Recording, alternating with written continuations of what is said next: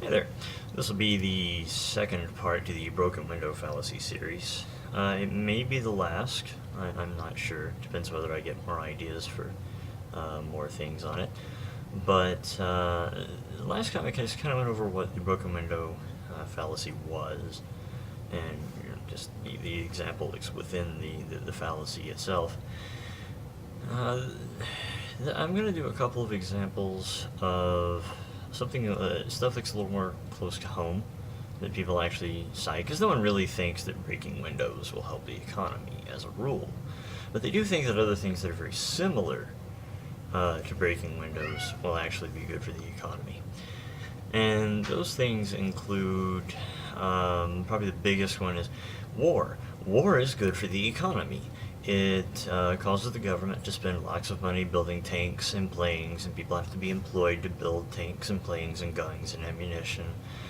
And, there's all this wartime spending, and World War II is cited as this great example of where, post-war spending and in the middle of the war, so much was spent and all this, and it's a farce. It's wrong. It's all wrong. War does not war does stimulate part of the economy. It stimulates the wartime spending on the economy. They build tanks and planes and whatnot. The thing is, you and I don't really have much use for a tank normally, outside of trying to use it in the middle of a war. Most people don't. And we have relatively little use for guns and ammunition, and certainly very little use for body armor and all the other things that go on along with that too. So it's not something that's productive for most people's use most of the time. The only time it's useful is during the war. Wartime spending does not stimulate the economy. What it does is it takes some resources that would have otherwise been used in the economy, and it spends them instead on destroying things. Maybe not things in, say, America, but things somewhere.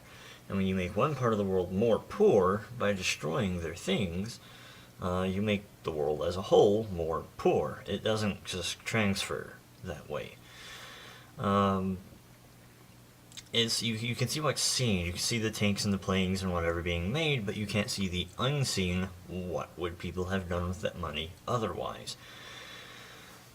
And since government money comes from taxes, which means they're taking it out of something that's already being productive, by definition, they can only take it from profitable people in places.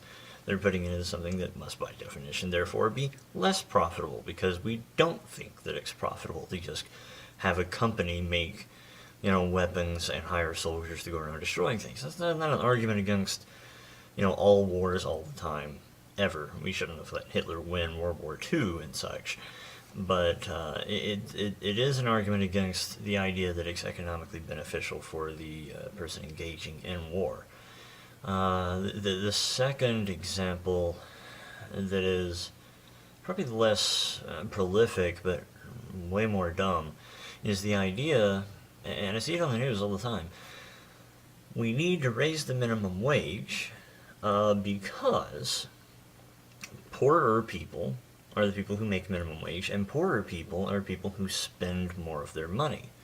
And since poorer people spend more money, of the money that they have at any rate, the more money you get into the hands of the poor, the more will be spent on the economy, and since spending on the economy stimulates the economy, this is a good thing, and rich people just sit on their money, they just save it, they don't really do anything with it, so therefore, giving money to poor people is better, so raising the minimum wage is good. I'm not even going to get into the argument or the facts and all of that behind what harmful effects the minimum wage has. I just want to tackle this idea that the poor spending the money is much better. It assumes that rich people, when they get their money, have a Scrooge McDuck money bin, and that they save their money. Well, saving money maybe in 1850 meant you put gold bars in your mattress or something. I don't know. But that's not what people do when they save money.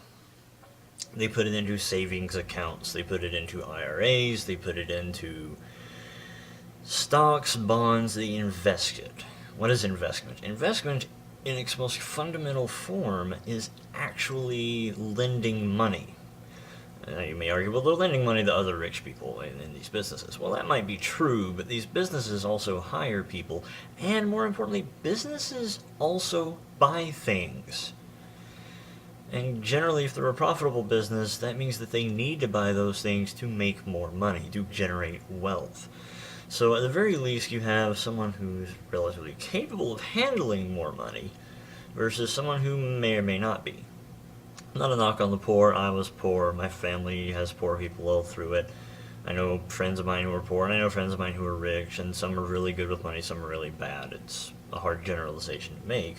But in general, businesses do, unless they're losing money, spend it relatively productively. But even then, the idea that you're going to invest and then that money or that's saved is really just going away is stupid.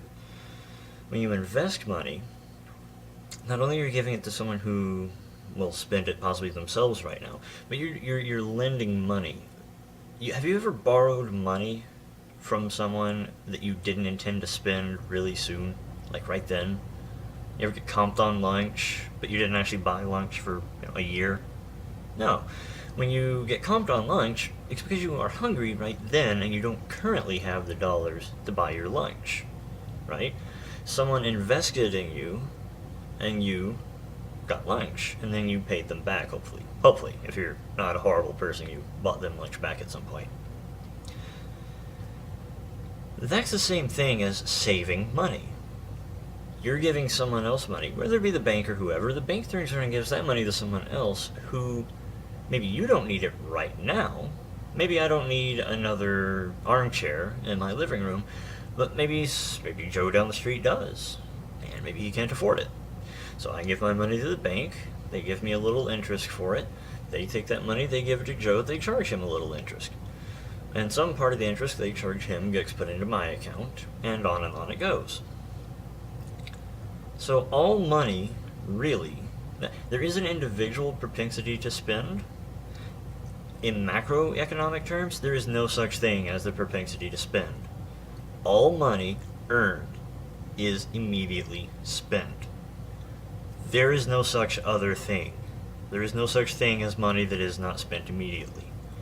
If I earn it, I'm either going to immediately spend it on paying bills or buying goods, or I'm going to put it in my bank, who is then going to lend it to someone else who also needs to spend their money right now.